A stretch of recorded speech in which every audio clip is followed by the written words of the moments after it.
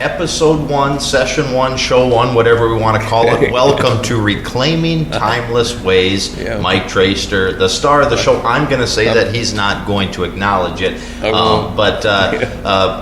guess, Mike, I want to start out episode number 1. We're going to call this a series of good information that all started really happenstance between you and I. Two guys who did not know one another 6 months ago, 4 months ago, right. Through a story.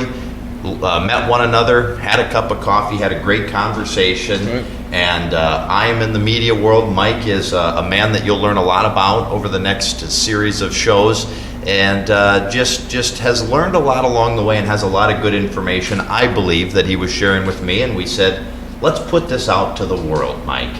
And as we started honing in on what is today our first ever episode, we started dialing in on a little more what we want to accomplish and what do we want to call this show. And your response was Reclaiming Timeless Ways. And that's where I want to start today, Mike. Reclaiming Timeless Ways, what does that mean to you? Why? And what are we going to be giving our audience today and throughout the series of shows that we plan on producing? Well, I guess you asked me this once before, and it's kind of good when you don't have a rehearsed answer. Right. Because rehearsed is garbage. Yep. You know, it's canned. And it's like, the example that I often use is, do you remember Billy Crystal before he started imitating himself? Sure. He used to be funny. And now it's like, I'm going to do a Billy Crystal. Well, right. You are Billy Crystal, right? So it lost its essence. Yeah. So I think, you know, when you said that, it just kind of popped out of my mouth that we were created intentionally, and we were intelligently and intentionally created with unique value and purpose. Now, if you ask me that again, I will not tell you the exact same thing. I will try to, you know, to bring out those concepts, but I haven't rehearsed it. Right. And I don't want to. You know. I would agree with that. In fact, that's, in my opinion, from my stance, from my standpoint, why I said, yeah, I want to be a part of this, Mike. You have a lot of great information, as we all do, by the way. You watching us all have a lot of great information, but as you were delivering some of it to me and talking to me about things going on in my world, my town, my country, the world, I said, boy, that's some good information that I know I've benefited from, and I hope others do too. And here we are. And it all started with that conversation, Mike, an authentic, genuine conversation with its authenticity and essence, as you said. It was a 4-hour conversation. It was a 4-hour conversation. And it was like... And we looked at our watches wow. and said, what happened here? Boy. That was remarkable, because we were sitting there telling the truth. Right. You know, and that in and of itself, it's like you get this picture of these guys. It's like I keep thinking when we start this, what do I want to start it with? And I've had 100 thoughts about emergency moments in life.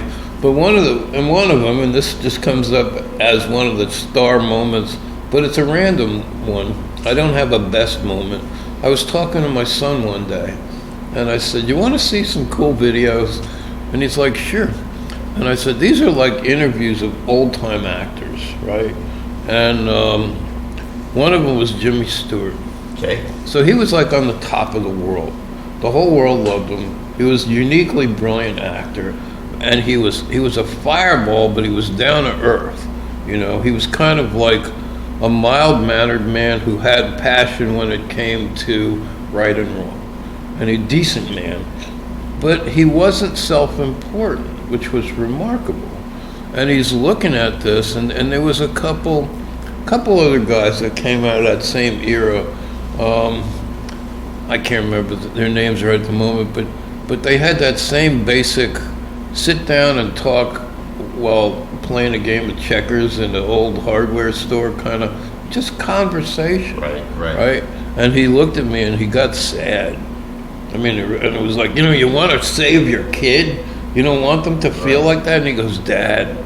And you could see it was like weighing on his chest. He goes, you grew up in a better time. And I go, yeah, but you know, I mean, if you grew up when I grew up, you'd be my age now instead of 30, you know. Right. So, like, well, yeah, okay, you know. So I said, so you still have more time to play and live.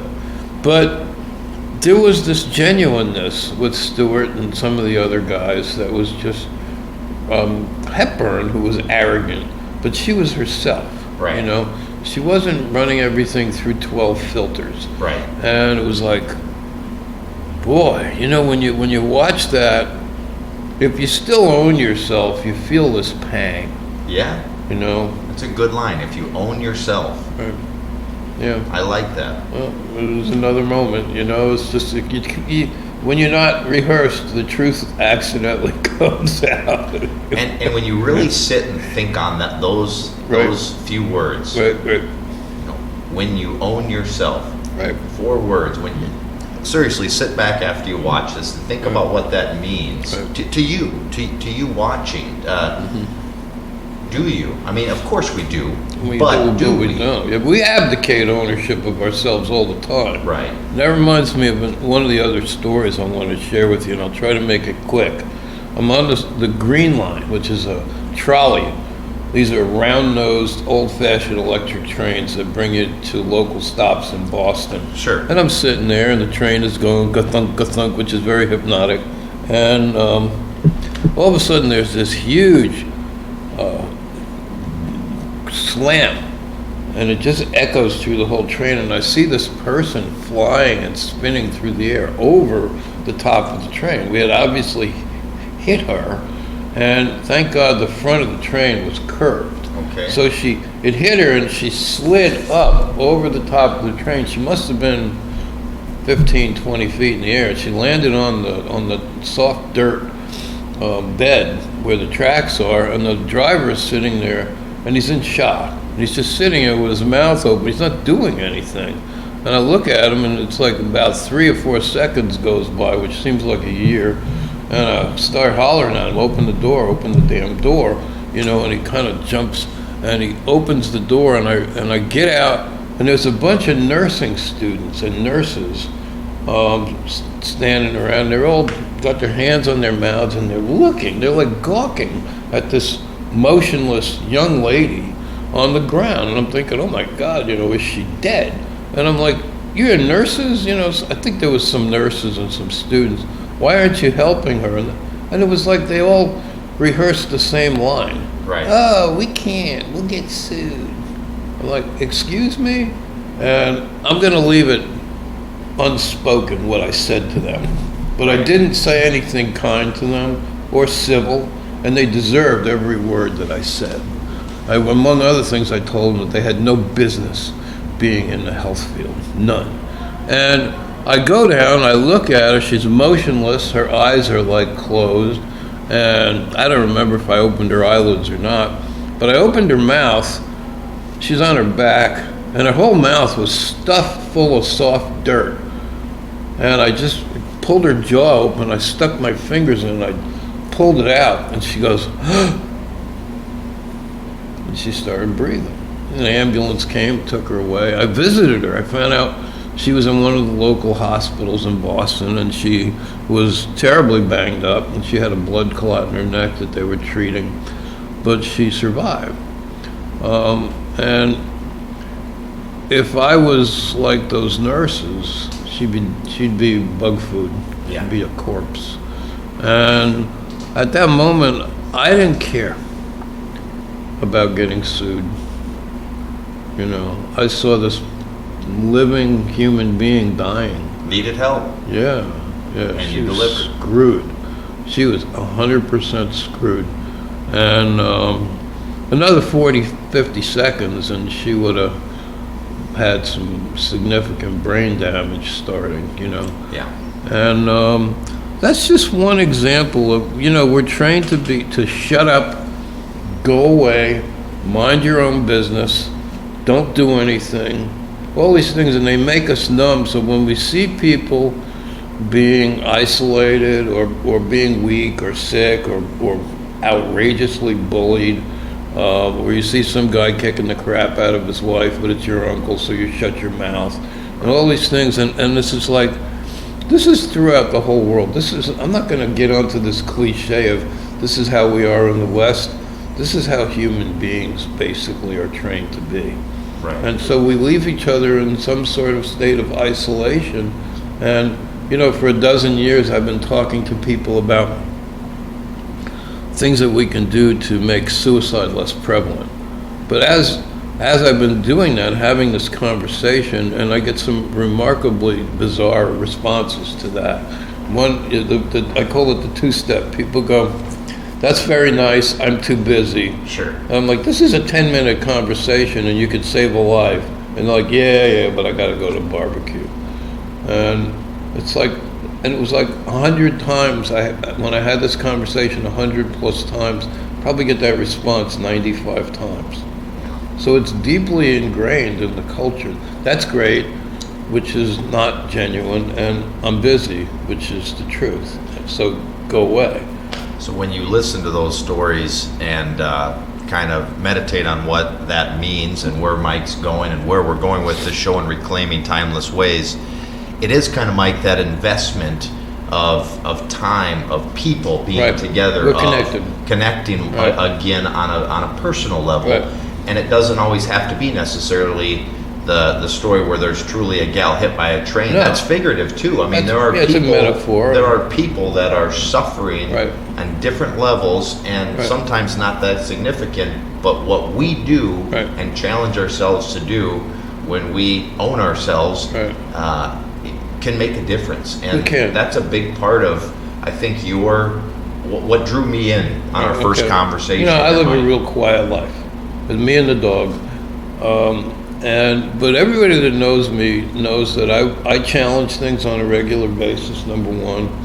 And number two, if they want my phone number because they need help to hammer something out, they can have it. Yep. And it's like, if I'm too busy, I'm gonna make time. Yeah. And that was one of the things. I went home thinking about this 95 or 98 out of 100 people, and I'm like, there's something so horribly wrong here. And I'm like, how can I like whack somebody between the eyes, figuratively speaking, and get them to wake up? And this phrase came to me, and that was, man says I'm too busy, God says I'll make time. Yeah. And I've repeated that many times, Right. and I've told people this, just what I told you. It's like, we don't make time. And I think we actually make ourselves busy so that we aren't connected. It's a connection avoidance. We're connecting to what we want to. It's almost, and I'm not calling you, me too. Right. It's almost a semi-selfish thing. I'm going Right. to connect to what I want to. Oh, yeah. Outside of that path, Right. I'm not going to spare that time for anything other than my vision. I think we each deserve and need our own unique bubble. Sure we do. Absolutely. You know. You can't be better for somebody else Right. if you're not good with And yourself. if you want an old white Eldorado convertible with a red leather interior and that blows your whistle, you should figure out a way to earn it and create it. Right. I'm not saying don't have and Right. don't be your own self. If you're an artist or a baseball player or you like jazz, whatever it is, do it. But just don't exclude people. Yeah. A great story, Mike. We're recording this show from Cherokee, Iowa, in the Midwest. Right. And if you're watching this from the Midwest, a good story that you once told me that really does summarize what you want to accomplish, what Right. we want to Right. accomplish, what we hope we help you accomplish, is a story you told about a farmer and helping one another. And if you wouldn't mind just giving the synopsis of that's kind of what we're trying to accomplish This right was here. somewhere near Aurelia in the last 10 or 15 years. Somebody had a bad injury, they were in a cast, and they couldn't work their land. And several farmers in the community got together and worked this guy's land for him and kept him from going under. And it was like, well, they understand that in that community, And I think generally speaking, if you average out their income and their net worth, they're doing better than most of us. But they also understand helping each other. Yeah. And that's something we could learn from, Yeah. They said, oh yeah, I'll bring you a can of beans. Oh, thank God I'm done with that, Right. So we kind of checked that off and run like hell. they actually helped each other. Yeah, there is a window of time during Right. harvest, essentially, that you can get Right. the rewards of all that hard Right. work, and, Right, and right. here's a man that's medically unable to He can't do it. to do it. No, And his leg won't heal. Right. a bunch of folks pitched in, and at the end of it, what do I owe you? If I get hurt next year, you'll be here. Right, and that's all it was, and Yeah, yeah. that is, And if I don't, it was good. yeah, That's pretty amazing. that is. A selfless act of time sacrifice, their equipment, their fuel, their expenses. Right. And all they wanted in return is help somebody else out if they need it. Yeah. That's right. pretty amazing and selfless. It's remarkable. It's a beautiful thing, and it's like, I think there was a guy, we were on a bus to one of the state fairs, and we were talking about life with this guy who had inherited a farm from his folks, and he kept talking about this one word. It was a great word, and it really caught my attention, about contentment, about finding ways to appreciate what you have, and that somehow ties in. It's just like one of the pieces of the puzzle Sure. to be well. So this thing I mentioned to you that's been evolving in my head, or forming, whatever you want to say it, in me and between us, is creating a more ideal or a model community. And it's like when I offered to shovel the snow at the library, and I was immediately told, you can't do that, Right. because they couldn't do it, they were all weak. And I said, you got 3-4 inches of snow on the ground, somebody's going to crack their head and get seriously hurt. Well, no, because if you fall, you'll sue us. I said, give me a piece of paper, I'll write down, I won't sue you. Right. And I was like, we still can't do it. And I'm like, There's something wrong with that. there's something so fundamentally wrong with that, and a system that grazes on those opportunities, that's wrong. Yeah. That's shameful, Right. And it's like, I live here. What do you mean I can't shovel the walk? Maybe next time I'll just do it, and I won't tell you, Right. Right? But it's like, why should it be that way? Yeah. You know? It doesn't have to. It be that doesn't. way. It doesn't have to be that way. Mike, it's interesting. You said right before we flipped the camera switch on and Right. record today, you said a very powerful statement that I want to bring back to Okay. a question too, and sort of more depth as to who you are. Right. But you said, I'm not important, I'm valuable. Right. Another few words to meditate on, because we Yeah. all bring value. And when you said that, Mike, you're not a doctor. We're not here trying to talk medical advice or psychiatric advice or anything that other than a conversation that Yeah. may help you if you Yeah. take a piece of information. It's not a substitute. But as I ask you maybe then to kind of open your book of who you are, how you came to be here today. I mean, obviously from your accent, you're not originally from Cherokee, Iowa. I'm from very eastern Iowa. Yeah, very eastern. And you've just had a lot of life experiences I have. and things that have personally affected you Right. that got you thinking, just like you said with the scooping the walk. It Right. doesn't have to be this way. No. Maybe give us some depth to you. Well, I grew up on the East Coast. My folks were atheists, proud atheists, and card-carrying liberals. Yeah. And when I was tiny, I remember thinking, how did all this form? How did all this stuff get here? I mean, I was like 4, and I'm thinking, I'm just observing. Oak trees have the same leaves every year. Right. Why? How come birds make birds? And, why do the different animals congregate amongst themselves? And all this order and this consistency. And I'm like, just thinking quietly in my own mind and observing it and enjoying it. I'm like, this is not accidental, right? And I was told to be quiet, more or less, and God was a myth.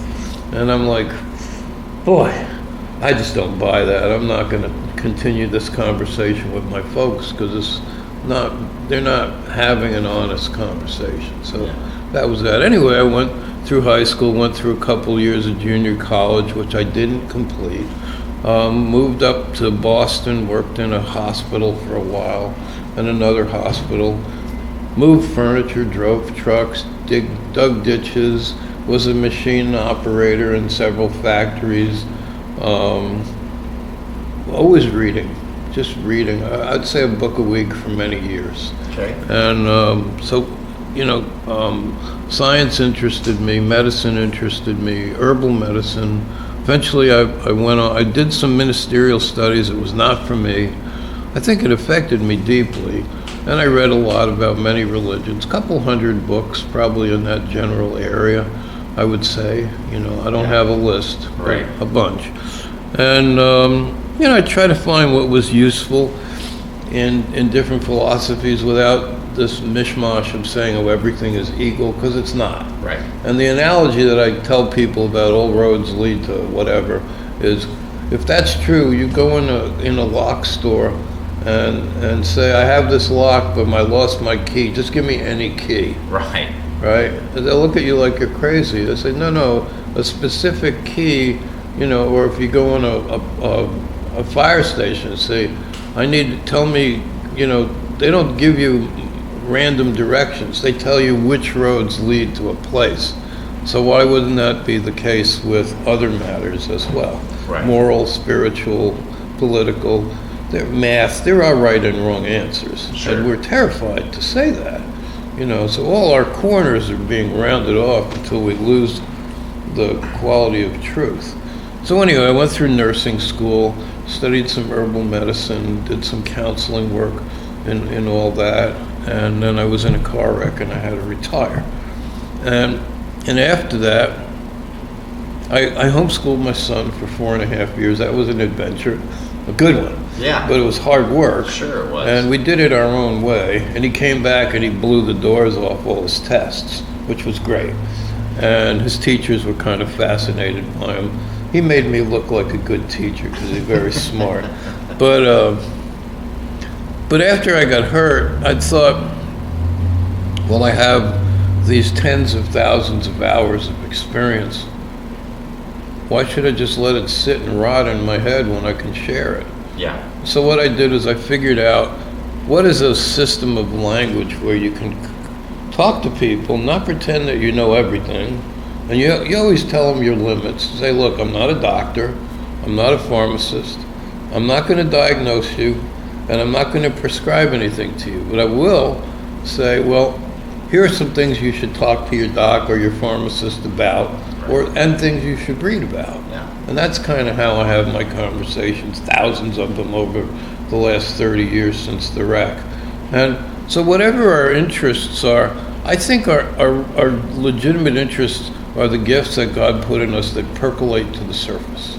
And the things, if you have consistent, positive daydreams about something, not for days or weeks, but for months and years, those are reflections of your gifts. Yeah. Sure. You were created with those things, and they're coming, things are triggering them to come to the surface, So when people feel lost, and I talk to people like on the internet frequently, and they're lost, they're smart, they're well educated, they're well on their way, but they don't know how, and I explain some of the stuff to them, and nobody can look at their daydreams but them. Right? Because those are their personal reflections. That's their key to their lock. Sure. And so, you could just, but in order to do that, you have to actually sit and stop everything else and pay attention to that person. So, well, what's going on with this person? Is there some other thing going? Are they traumatized in some way? Are they covering something up? And then hopefully you can give them some tools so that they can begin to take one more step and control their life. There's something I call leapfrogging, where you take little steps. You don't have to become like a neurosurgeon if that's what you want. Right. That's not the only thing, right? You could make shoes. I don't care. It's like, is it your gift, and can you support yourself and experience some satisfaction and occasional joy? Right. And be of some service in the world. Right. It's not like, well, unless you win the gold medal, you're no one. Yeah. There's people that believe that, and they become very self-destructive when the gold medal slips away. Yeah. So it's a lie. It's a lie that's been implanted deep into their heart and mind, and it comes from a dark place. Right. And it's like, so the first thing you have to do is you have to confront not you shame the lie, but not the person. Sure. You know, it's like you say to somebody, well, if somebody wrote you a letter that was full of lies and you carried it around thinking it was the truth, and let's say a historian came by and they said, no, you know, I studied this for 8 years. This is false, and so is this. And it's like, maybe you should burn this letter. Don't keep sharing it with yourself or others. Right. You know, so you shame the lie, but not the person. Right. Because they didn't intentionally tell themselves the lie. Right. They just received it and repeated it, and then they suffer from it. Yeah. You know. So you do that. You always make that separation, and you tell them. You know, it's like if you're teaching somebody to drive properly. Maybe you drive a motorcycle, which is different than a car. If you do that, you're going to wipe out. Sure. Right? Well, you're not telling them they're an idiot. You're saying this is important, so you don't slide off the wheels and go under a truck. Sure. You know? Well, it's like I say, Mike, there's just so much good information, good stories, but the fundamental foundation of this is really sort of reclaiming the timeless Always. ways, Right. giving time, Right. people helping people. Right. You know, as we wrap up sort of the intro episode, the inaugural episode, Right. I really honestly can tell you that there will be some fascinating stories, information, at least in my opinion, and that's my Scout's honor there to hopefully tune us in again. But as we wrap up, Mike, any closing thoughts on sort of the intro, the why, the what have you all of Reclaiming Timeless Ways? Well, you know I have a lot of stories. Yeah, you're very good at them. I guess I am. But the thing about the stories that makes them stories is I didn't walk away timidly. Yeah. I said, wow, this is bad, or it's wrong, or I can help. Somebody needs something, and I did something in a focused, purposeful way to help pull somebody out of dark water. Sure. You know? And that's why I have the stories, because I didn't walk away in my bubble and say I'll get sued, Right. you know, so to speak. That's why I have stories. Right. And it's expensive to do that. Right. Ooh, it cost me a bunch as a nurse Yeah. to stand up to people. And can I share one story? Please, okay. please. I had a patient who was dying, and I was her home care nurse, and she was on a low dose of morphine, and she was semi-comatose in a sleep state, or just really out of it. And every couple hours she'd get a couple milligrams of morphine. All of a sudden she jumps up out of this sleep, and her pain had radically increased. And she's standing, she's emaciated. She's standing on the bed screaming.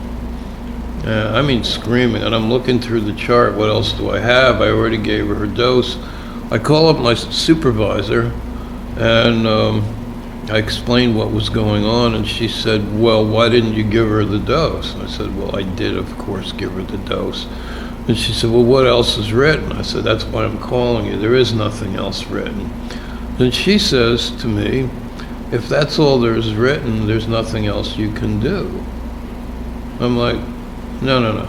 You're not listening to me. We're going to explain this again. You're going to listen. And at this point, we're becoming enemies. Right. Right? Because I'm there to protect this woman from unspeakable suffering. Yeah. I'm not there to kiss my boss's ass. Right. I'm not. Right. Right? That's not my primary job. And And that's risk. it's risk. It is risk. Anyway, we go about 3 or 4 times in circles with the same garbage. She's sitting on her 400-plus pound rotund posterior reading travel magazines and playing with her poodle, teacup poodle, and ignoring this because it doesn't mean anything to her. It's distracting her from her pleasant moment. Right. And so I said to her, you're no longer allowed to contact these people. I'm forbidding it. And I hung up the phone. I said, I'm serious. Don't do it. And I was going to push it to the end. Anyway, I call up the doctor, and they said, you need to talk to the pharmacy. I said, okay. So I called up the pharmacy and they said, you know, we've already got orders. And they sent 2 nurses down and they hooked her up to an IV, morphine drip. And you could see about 30 seconds or less after they hooked her up, you could see her level of anxiety and terror and suffering start to melt away. And in a minute, she was okay, you know. And it was like, thank God, you know. I get a call from the supervisor, the manager of the whole place, a couple days later, and she says, I got a report that says you were insubordinate. What do you have to say about that? I said, I absolutely was. She's like, can you tell me about it? I said, yeah, but I'll tell you this first. Whatever. I would do it again, regardless of the cost. You know, I'm paraphrasing. Right. So we talked about it, and she said, I fired her, and that's why we hired you. Because we wanted you to protect the patient, not kiss butt. And it was like, you know, I mean, at this point, you're choked up, and you can almost not talk. And it was one of those rare moments in life where you didn't get run over for doing the right thing. Because sometimes the opposite happens, and you know, you really had incredible risk there, but also incredible reward. And even, I'm going to ask you a question, I assume I know the answer. Should that role have been reversed? Because that is the fear that drives most people from just kissing butt. Right. And went about your way, and or were subordinate, you could have got canned. I could have just as easily. Absolutely, right. And I would have been pissed off as all hell and regretted it and resented it, but not regretted it. Right. You know, I would have resented their lack of justice. Right. But not resented what I needed to do. You know. That is a good story to end on, Mike, because honestly, and again, there's different levels of that. Not always is the challenge going to be to risk everything, but there is going to be some challenge to risk a little. Right. And what's that worth? Right. What's that worth if you can help somebody? The one thing I've noticed about all this is the more people are in unnecessary debt, the less they're able to be morally straight. Yeah. I think there's a very strong correlation there. Yeah. Well, Mike Traster, Reclaiming Timeless Ways, Episode 1, a fantastic start, and I am so looking forward to the many more stories, lessons, information, and knowledge that hopefully we can share with one another, with you, to take a step, as you said. Not a leap, a step at improving and reclaiming those timeless ways and making our home better, our community better, our state, our country, our world. Right. It's not about blowing everything up. No. It's about looking at each part and going, there's something wrong here. What can I do better? How can I be more decent, more honest? Have a little bit of courage, you know, make a little risk. Right. And make a difference. Reclaiming Timeless Ways. With that, have a nice day.